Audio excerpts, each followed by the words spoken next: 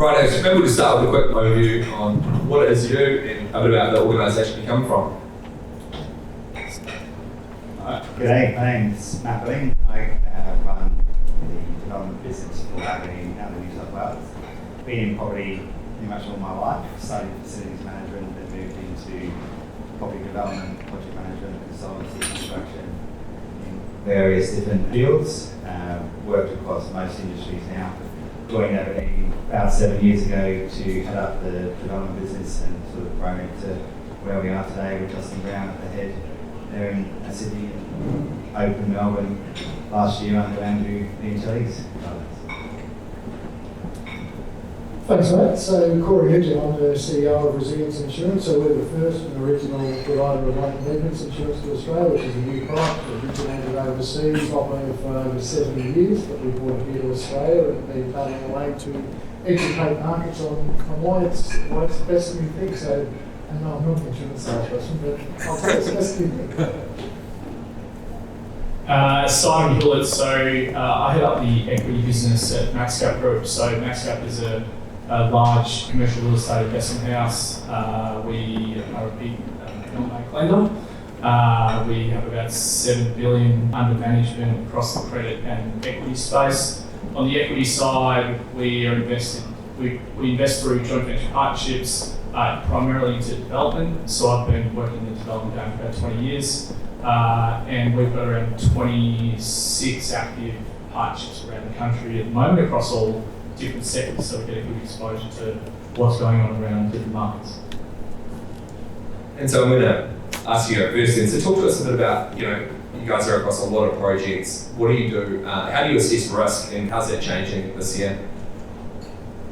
Because we are a sector agnostic, geographically agnostic investor, I think we have to try and be really consistent in our approach to underwriting risk.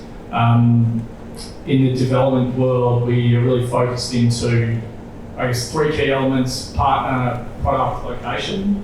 Not necessarily in that order, but because we're investing into joint venture partnerships, the most important decision that we make is who we're investing with and into.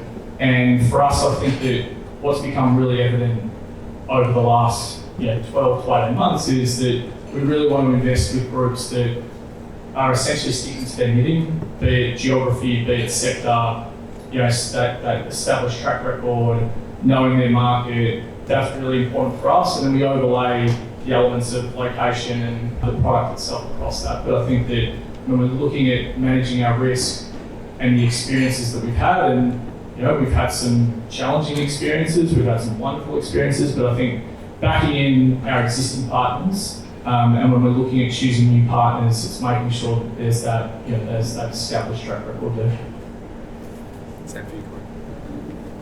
There's some really points that are made there. One of the elements is our confidence. So one of the things that we would say is we would look at who the partner is, who's building, who's developing, who's producing that product. And again, we're agnostic in terms of location, but it's about that partner and who we're working through. So we are not an insurance entity that will say yes to everyone. We've in fact said no to many because they're just not the right partner.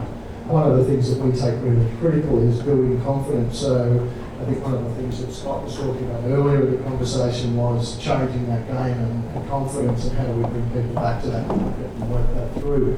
It's one of the elements of what we do is establishing that position of confidence in and building that confidence in the builder and the developer for the consumer market. I think partnership with you, Mike, for example, with that, the partnership with you, for example, is something that we've seen phenomenal growth in from a consumer end in terms of the communication we've been able to have to that side of the market and see where that's going. We've got some quasi tier 1, tier 2 builder developers in New South Wales and Victoria that are now seeing and reporting that they can't avoid latent defects insurance anymore because consumers in their display suites are in significant numbers turning up and asking the question, do you have it?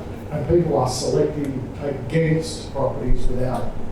It is adding the value. So, and that's part and parcel of really strong benefit of what we've been able to do with you, Mike, and George and the team at Urban to be able to build that through. Appreciate it. Yeah, I think I'd probably say the same thing in terms of it's all about the partnerships of the development, whether it be the site and location to start with, and that you can get sales, and then as it comes through who your partners are, who your consultants are, who the project team is, which builder you pick, who your financial backers are, who the bank are, and to touch on your point, Corey, around the Latent Defects Insurance, that sort of come into play through the strata bond and defects issues that New South Wales has faced, and it has been picking up steam, and we've sort of Aberdeen in New South Wales have taken that on board. So some of the purchases it doesn't factor in too much, definitely at the top end of the market and the more expensive apartments, but through the general market, yes, it's now becoming important to we build the product, we finish the product, and someone will be there to fix it if something goes wrong afterwards. That's a really good point in terms of that strata bond. So it has been a pretty good point in New South Wales, and there is different segments of the market that some will say, from the consumer point, that it's important to them, and others that won't. It won't play a factor in terms of some of those markets. But from a Victorian perspective, what we know is that there's legislation in Parliament now that the strata bond, like New South Wales, is coming. It will be here before the end of the year. There will be a strata bond in New South Wales, and it will apply to all those developments. So it's something where if you're in planning, if you're in DA or getting to that point working through FISO, you need to be asking that question now in terms of your cost base and confidence base. What does that look like, and how does that move forward? So, I mean, for all three of you guys, you're kind of in the risk management business in different kinds of ways. Obviously, it's hard to fix a problem the further it kind of goes along. So how do you kind of think about addressing some of the risk at the earlier stages of the project? You mentioned about people sticking to the knitting, but what other things are you kind of looking for in those early stages? Yeah, it's interesting on the sticking to the knitting point, the slide you brought up earlier that had the milieu guys doing a project here in Brunswick, and Jeff and the Golden Age team out in Glen Waverley, like that's sticking to their knitting, right? That's going back to what they know and where they started for a large part. So I think that is really being emphasised at the moment. In terms of the early stage risk mitigation and management, I guess there's a couple of different ways that we look at that. One way is through the actual project related side. So how are we mitigating risk around the pre-construction elements of planning and whatnot. But I think sales for us, when we're talking about residential, build to sell res, the sales is a critical one. Like, where are those sales generally going to come from? Because one thing that is challenging, particularly in the equity side, is when you get to the end of the project, if you've still got unsold stock, and then residual stock finance is great, and it's a new product that's very prevalent in the market now, very popular with lenders, but it's expensive and it chews through profit fairly quickly. So the sales piece is a critical component. And then because of the way we participate in deals as a joint venture partner, as a capital partner, there's ways that we can mitigate our downside risk through how we structure our participation into a deal as well. So the timing of that, our positioning in the capital stack, and how that works with our partner as well. So there's two different elements in terms of how we look at that risk mitigation up front. I know I prepared you for this one, but in terms of just the relationship as far as it goes to the builder, obviously that is one of the kind of key execution risk areas for any development, is kind of nailing the build process. How do you see the kind of partnering based approach as far as working with the builder and sharing some of the risk, and then how do you incorporate that into your own risk model? Yeah, so I mean we like working with the builder developers. We like that model. It's a bit of a double-edged sword, and it can come with challenges as much as it comes with positives, but clearly through that initial phase it can give you a greater level of confidence around the build price and how that's going to be managed. I think at the same time, particularly when I think about our business has a lot of exposure into the market, a lot of IP, a lot of understanding around what's happening in markets, which builders are performing, which builders aren't, where is pricing going, what's pricing doing at any given point in time. So I think our business does that quite well in terms of gathering a lot of that IP and using that IP to help drive our underwriting at the same time. Because it's very hard for us to mitigate that risk in its totality. And we don't expect to be able to, but I think to the extent that we can leverage our advantage in the market, which is our sort of exposure across, both on the credit side and the equity side, that is a significant advantage for us. mean, like, in terms of like next step in our relationship, certainly you guys were the first people that ever approached us and said, hey, what data are you guys seeing? With Wayne and Bill approached us and be like, hey, you guys must have a lot of data. Can you come and show us what you've got and then see if we can kind of work something out? So it's like no one else really hit us up with that stuff for a long time and then it was first with thing, and then it was like, well, maybe we can do an event together, and that's kind of how the whole partnership started. So I've seen it firsthand in terms of how you guys think about using your scale to kind of access new types of data to help you assess risk, and that's you guys are the only ones that, or certainly the first that ever approached us with that kind of thing. So I think that we take that approach across how we underwrite all of those key assumptions, right? Whether it's revenue, whether it's, you know, I mean, you think about time, cost, and revenue, which are three key inputs that you need to evaluate there. Particularly on the cost side and the revenue side, that's where data is so important. And so we're always looking for any avenue we can find to gather as much data as we can. Cool. Obviously, being an insurance business, you guys have got a lot of exposure to when things go wrong, it's not great. So how do you kind of think about establishing and assessing risk at the early stage? That's the whole game of insurance is risk. That's exactly what we do. So, and from that point of view, our entire remit is to assess risk and pricing. That's what insurers do.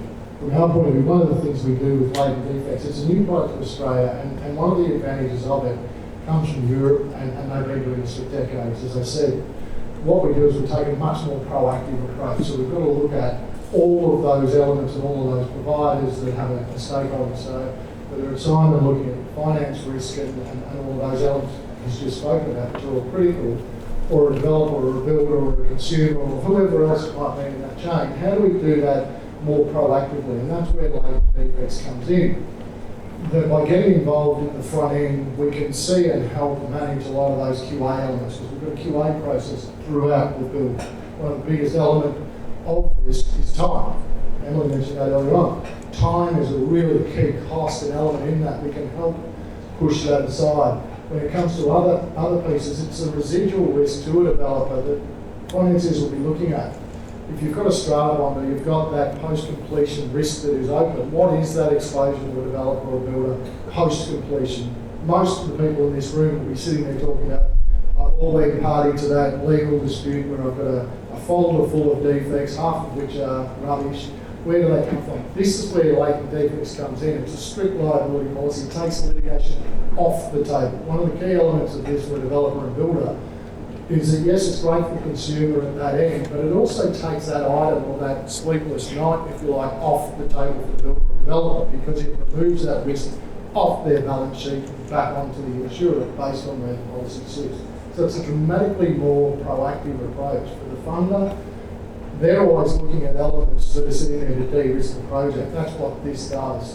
Don't take my word for it. We've got different stuff that we work on with you, Mike, where funders are sitting there saying they will offer better rates if the risk is better. If they underwrite a risk and the risk is better, they will get better rates. They're in a competitive market as well. We've got that independently from funders at that point.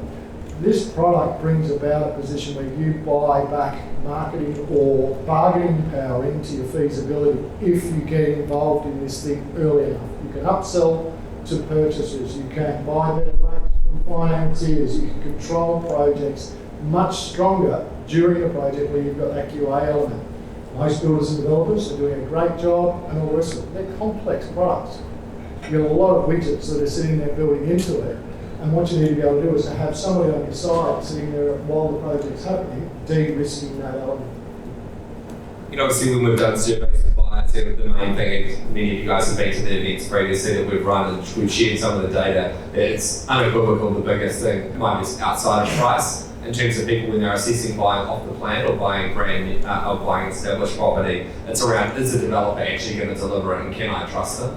And so when we've done a lot of these types of surveys and asked people, how much would you pay to know that if something goes wrong, you're going to be able to recoup the funds? And the average piece, I think it was 80% of consumers said they'd pay between 2.5% and 5% incremental uplift in terms of the prices to know that they're going to be able to be covered. And obviously that's quite a lot less than what you guys charge. But, and again, for you, Matt, you know, people often forget the developers in this whole capital stack are the last ones usually get paid. You've got to pay all the funders on the way through. You've got your brand on the line in terms of things with the consumer. And when trust is low, not only the last one to get paid, but the first one to get blamed if something goes wrong, because everyone's going to blame the developer. So how do you assess the risk?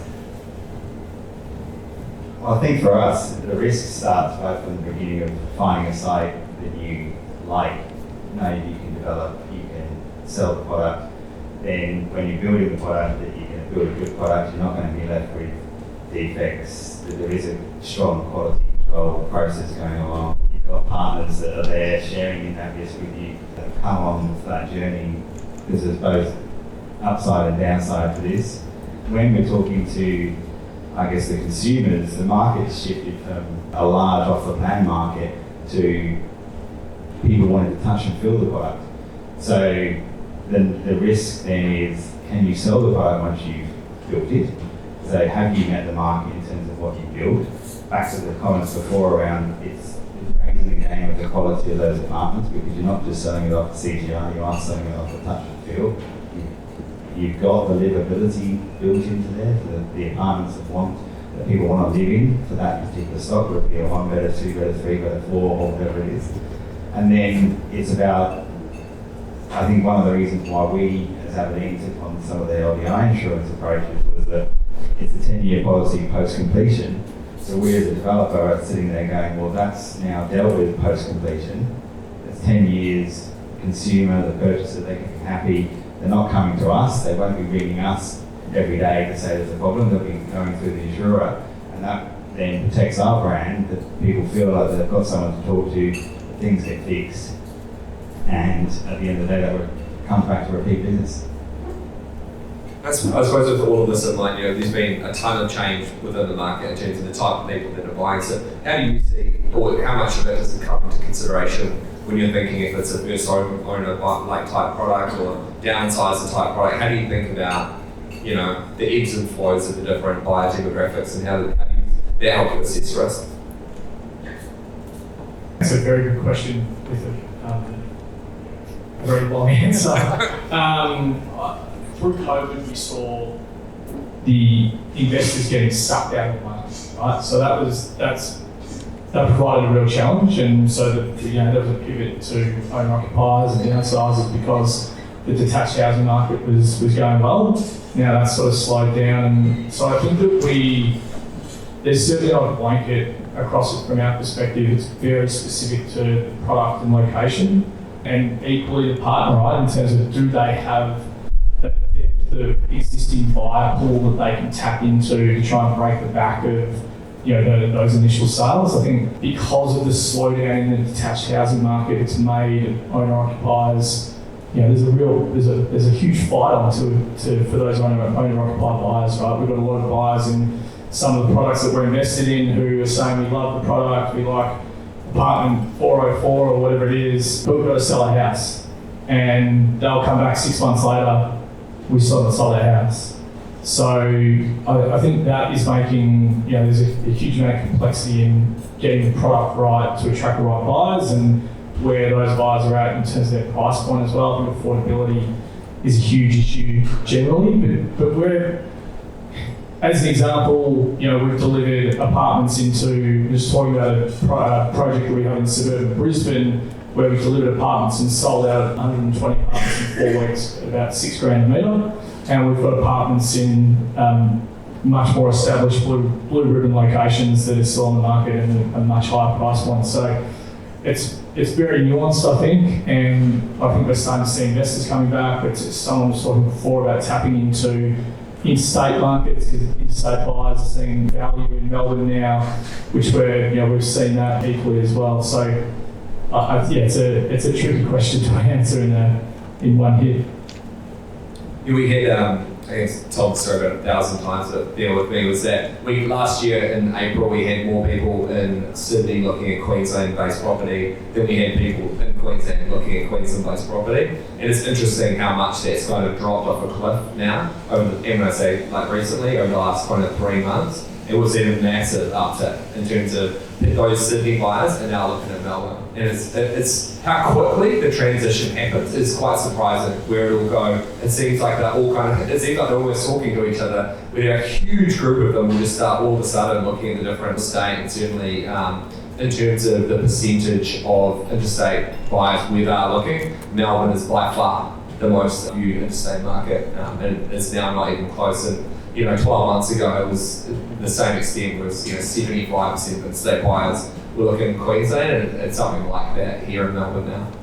And so how about for yourself, when you're kind of assessing these projects, because ultimately if you're getting right at the start, Corey, you're relying on the project going ahead, and the project's often not going ahead unless people make the start. So how do you assess all that kind of stuff? Yeah, well, I don't get paid unless they make a start. So at the end of the day, that's what we can look at is feasibility. We've got to look at the project, who's involved, where they're at, is it likely to get going, and how does that work? So it's all a partnership point, but we're not looking at one point of just where is it and why is it. It's who's going to produce it and will it be there and what's the quality of it in 10 years. So rather than looking at that like from the point of view of, well, we know who it is and they've always produced good products, so we're assuming they will. We get involved and we work with the builder and the developer to make sure that it is built well. And that's not a point of standing over the builder or developer, because we have no control over that.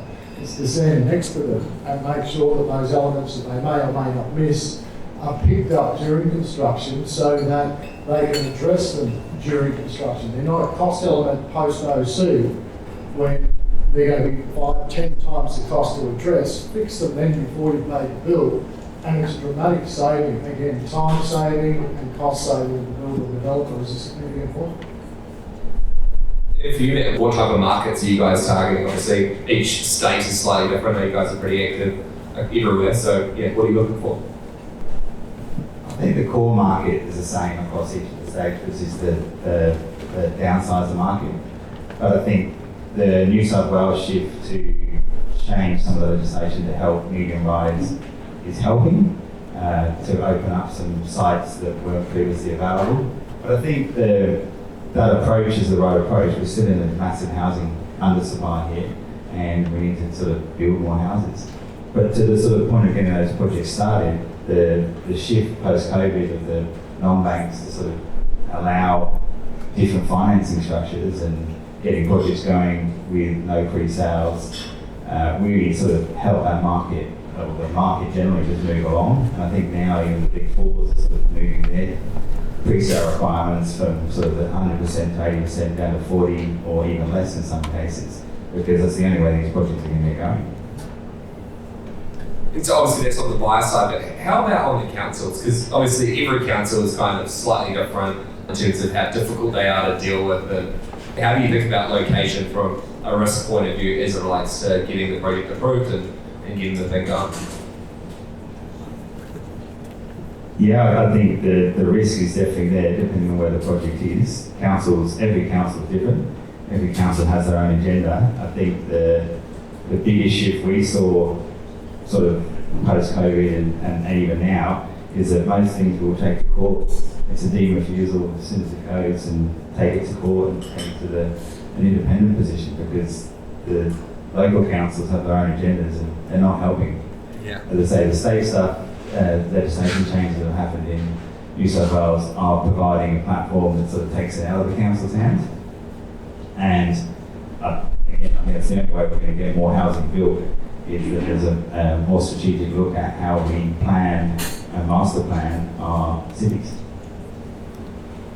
We've been utilising some of those estate government pathways around the country. I think, particularly through COVID and post-COVID, where a lot of pressures come on the state governments to get more active in that space and release some of the red tape. So, the development and facilitation pathway DFP here.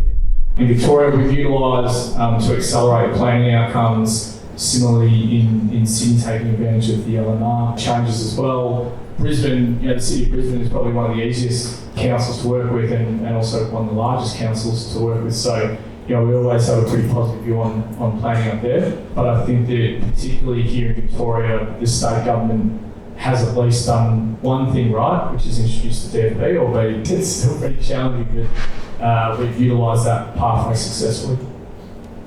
And how about for you, Corey? Yeah, I mean, if I look at where those things are moving, I think Matt made some great comments around regulatory change in New South Wales and what that started. There's some uncertainty and some benefits that come from that. what we're seeing in Victoria is some of the change that's coming through, that's already happened and that's coming in the next month or so, is leading exactly on the same line as what New South Wales did. So while New South Wales got the transport orientated design, Victoria's got a very similar plan, which will open up a whole heap of land and enable the government to get in and make that process quicker is a critical piece. Just want to say thanks to all three of you guys for coming up and sharing your insights. It's really helpful. Good stuff.